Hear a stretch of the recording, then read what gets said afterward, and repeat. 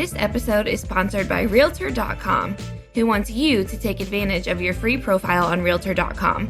By claiming and completing your free profile, adding a photo, and all of the information that puts you head and shoulders above the competition, you're on your way to receiving free leads, helping search engines find you, and staying top of mind with past clients. To learn more about claiming your free profile, go to Realtor.com/profile.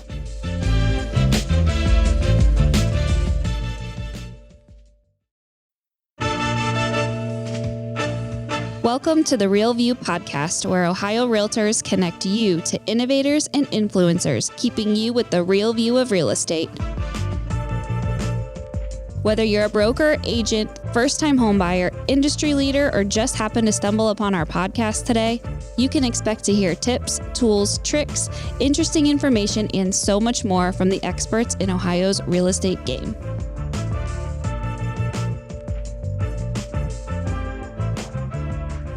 Hi, everyone. Welcome back to the Real View podcast. I am your host, Allison Wiley. Joining me today, our special guest. Her name is Caroline Hobbs. She is the visionary founder and chief broker of Reward Realty.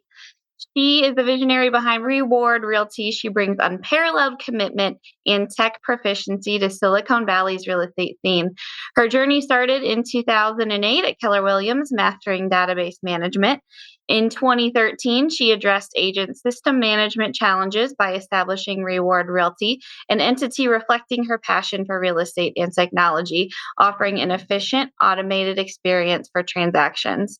Inspired by her mother's successful realtor career, Caroline's goal has been to transform the process of finding homes into an enjoyable journey, which I can't wait to hear more about because it can be quite the stressful process, as we all know. Today, she is recognized for her client-oriented methodology and ability to convert challenges into opportunities. She quickly responded to market shifts, including the increased home office demand due to COVID, and proactively ensured favorable outcomes for her clients. Caroline and her team at Reward Realty, with a persistent focus on innovation and client satisfaction, are steering the future of the real estate industry. Caroline, welcome on to the show, and what an amazing, incredible bio and experience you've had. Well, thank you so much.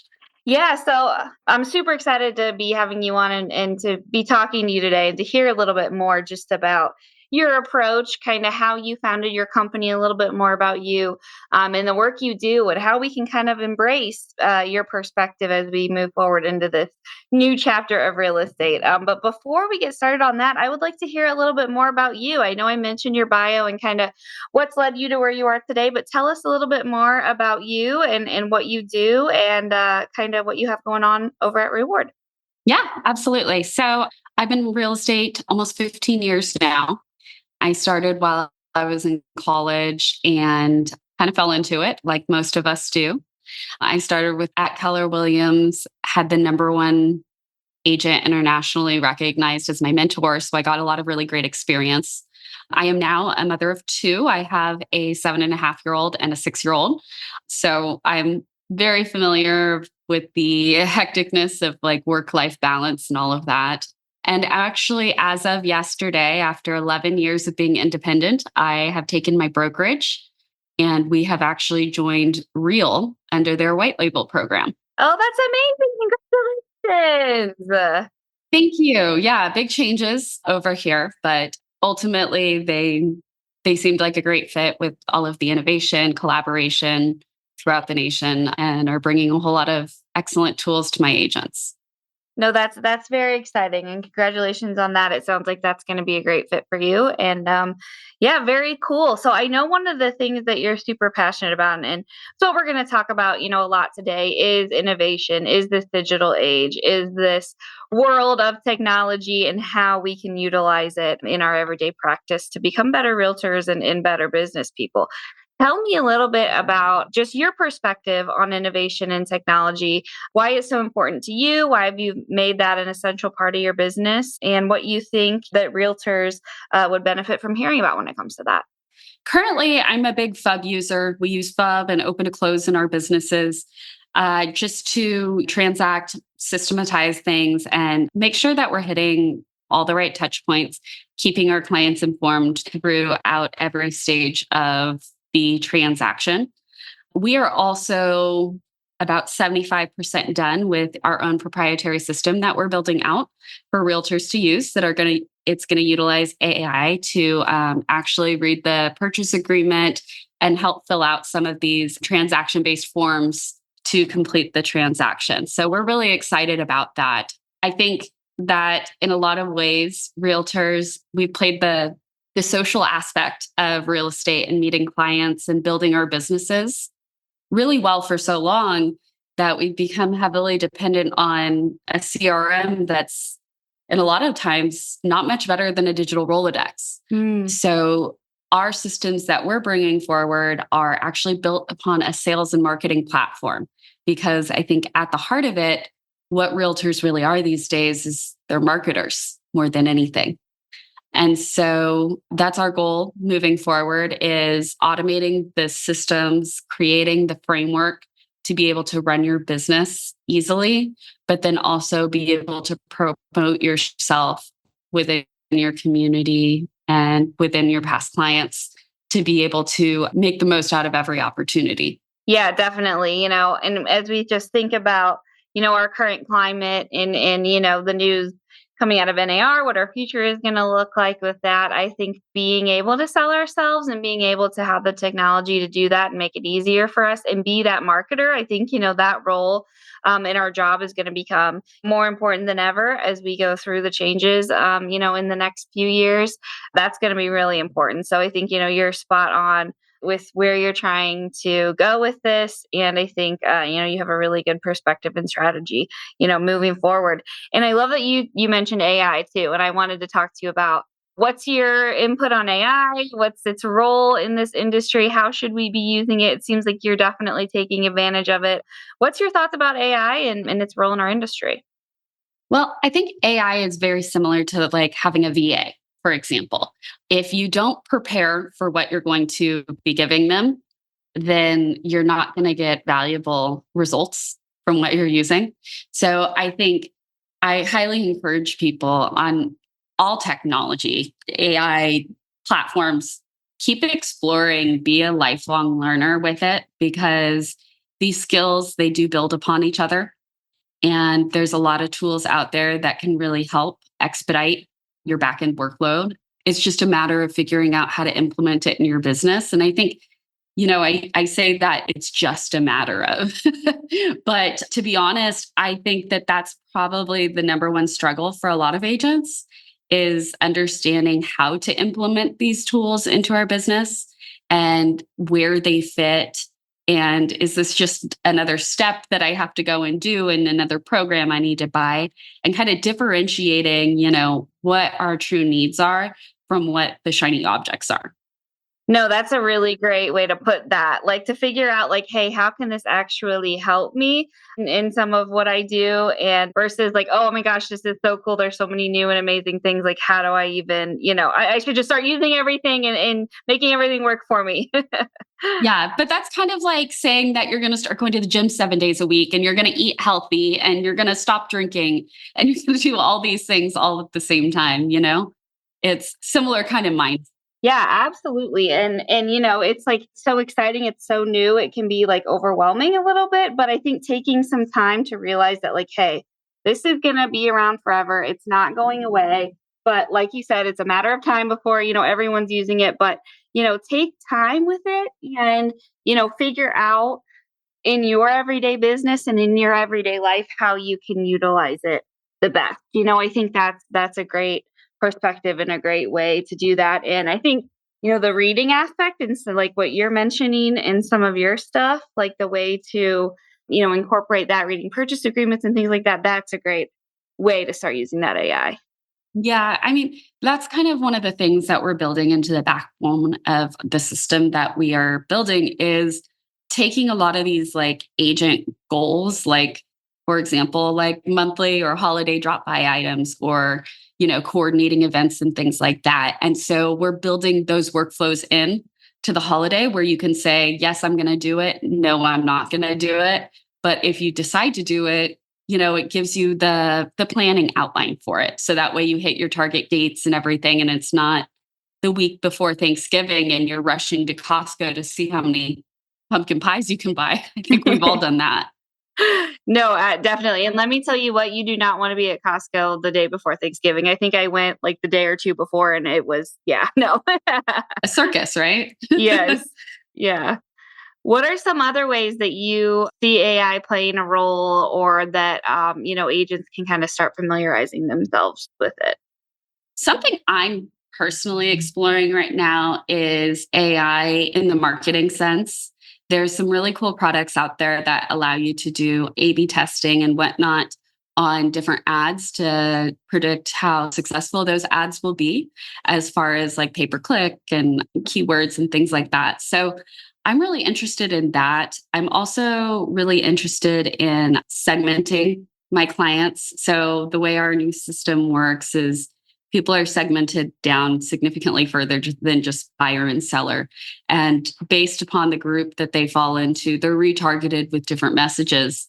So that way we can create more visual touch points with clients as they come into our database so that we can then stay in front of them and hopefully have a higher conversion rate with each and every contact.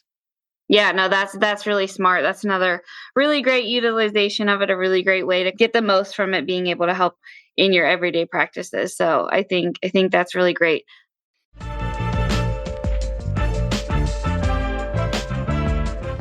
This episode of The Real View is brought to you by the Ohio Association of Community Colleges. Ohio's network of community colleges provides accessible training that accommodates the busy lifestyles of aspiring real estate professionals at half the price of a traditional university. With convenient locations in every part of the state, as well as online options, Ohio's community colleges are your smart choice for pre-licensing education. For more details or to start the journey to a real estate career, visit the education page at ohiorealtors.org and then click on the pre-license course locations.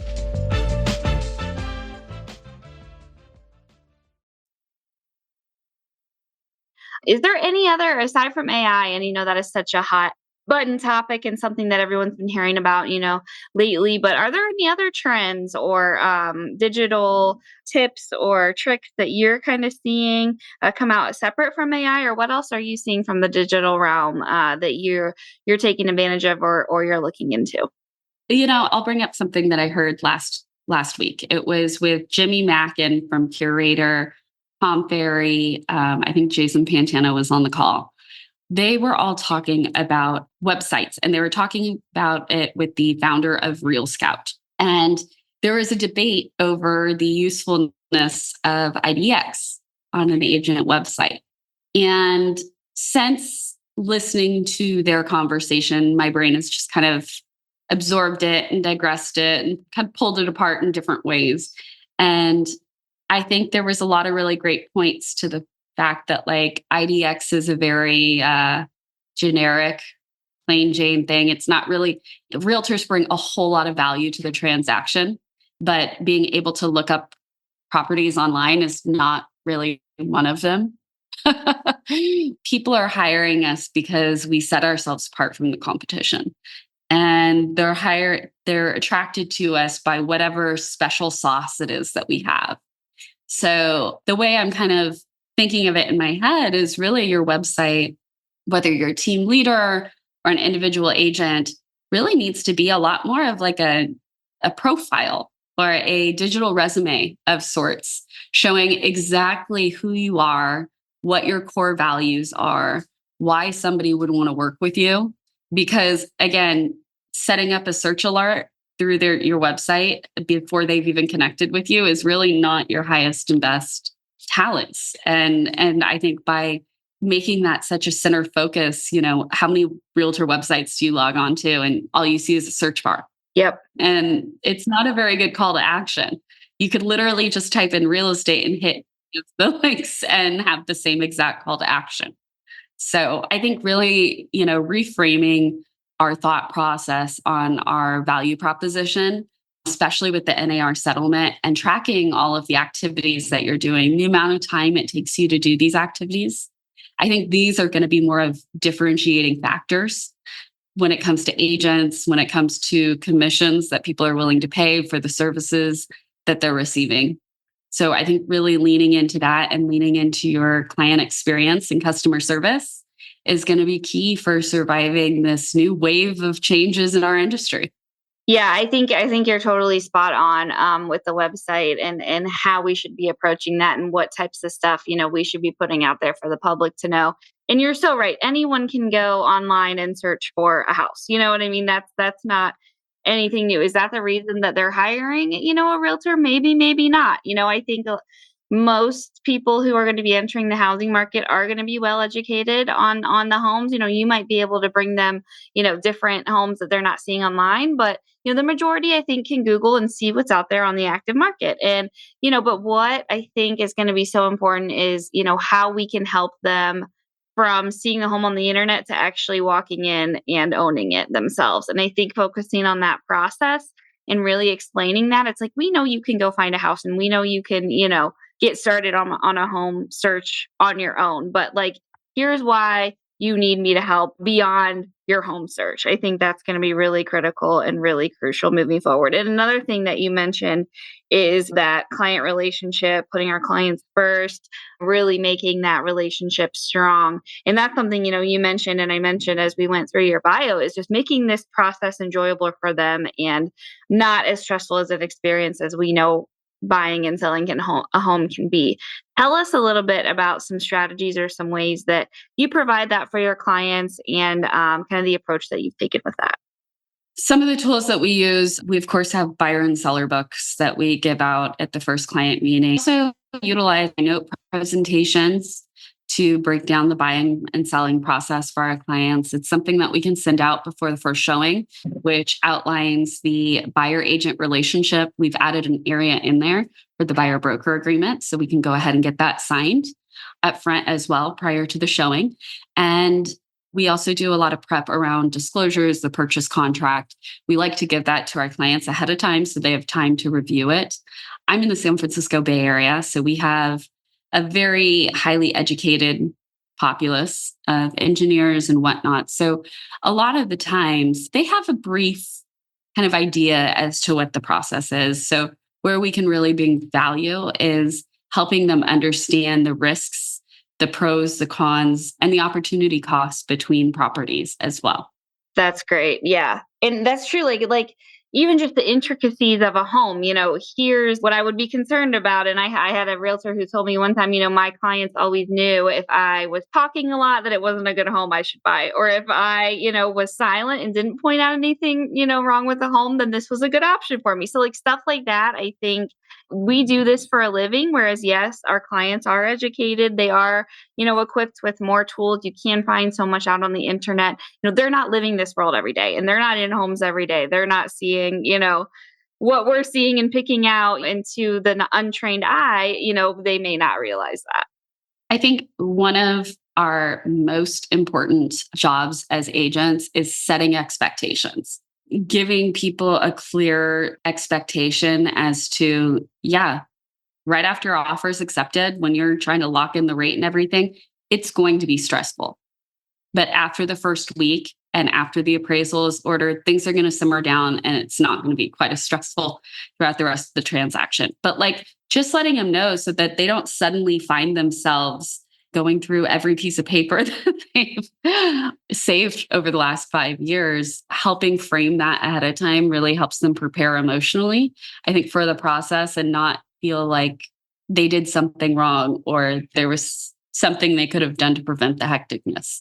Yeah. And the legalities of it too. You know what I mean? Like we know, what kind of documents are needed and kind of all of that. I think that like along with the setting the expectations, because you're so right. Just telling them like, hey, this is normal, this is not normal. And like walking them through that process, being that kind of voice of reason, that calm in the storm.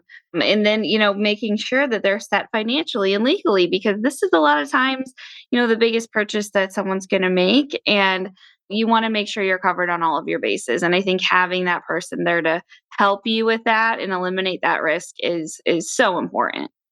Well, I mean, you just said exactly. I say it all the time. Your home is most likely the largest investment you own. And so anyone can go invest money on Robinhood. That takes 2 seconds and zero skill, correct? Yeah. But that doesn't mean that I'm going to make a smart investment. And the same thing goes for real estate is there are discount agents all over the place. What makes you different than a discount agent? Because anyone can open a door. Like really understanding like the value and the advice that you give has such a strong impact on people's buying decisions. I think it's with great power comes great responsibility. Yeah. No, that's so true. So true. And yeah, just finding, and I spoke to someone on a podcast an episode or two ago, and she said, find the top three things that like you're really good at. Like I am an incredible negotiator. I will walk in and negotiate the heck out of a deal. Find those things that are really going to make you stand out and that you're good at and that you can stand on and be like, hey, here's what I bring to the table. Here's why I'm valuable, and here's why you don't want to hire anybody else. And that's a really strong way to kind of handle those situations. How are you kind of walking your agents through these changes? What advice are you giving to them? It sounds like you have a pretty calm kind of aura about it, which is refreshing in in this time where so many of us are stressed out and panicked, and rightfully so, of course. But how are you kind of handling this and walking your agents through these times of change? Well, in all honesty, I actually think the buyer broker agreement is going to work out better for us. And the reason is there's going to be a lot less of those looky-loos that just go up to the listing agent and are trying to work just directly with them.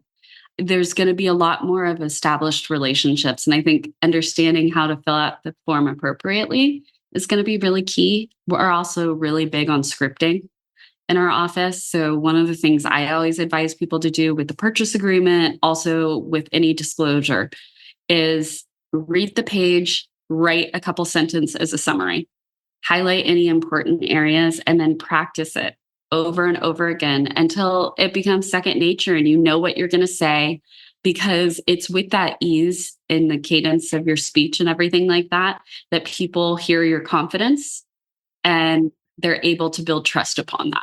Yeah, no, and I think people would be surprised to realize how quickly you can memorize something and how quickly it can become, like you mentioned, just a habit. It can become just part of, what you do every day. It can happen pretty quickly. Even if you don't have a great memory, I think that people would be surprised to know that you could memorize something or have, at least the bones of a script. You don't need to say the same thing every single time, but here's your bullet points where you want to hit on each time. I think people will be surprised on how quickly your brain will memorize that. Well, and the more you do it, the more you're going to find easier language that feels more natural to you. And people will pick up on that as well. You don't want the first time that you're explaining this to be while you're sitting in front of a client. Yeah, that's true. That's not, so I don't know. Practice makes perfect. I think really making sure that you know what you're talking about is vital. I mean, again, people are really relying on us to explain these things in detail to them and help point out any kind of risks.